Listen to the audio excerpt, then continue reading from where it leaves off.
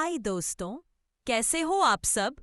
पिछले वीडियो में हमने सीखा था जे, के, एल और एम के साउंड्स। आज हम सीखेंगे next consonant letters N, P, Q और आर।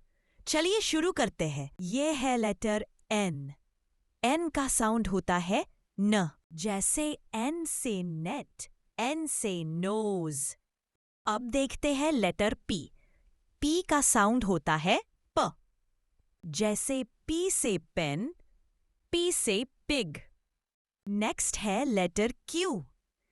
क्यू का साउंड होता है क्व, जैसे क्यू से क्वीन, क्यू से क्विल्ट।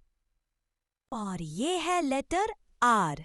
आर का साउंड होता है र, जैसे र से रैट, र से रोज।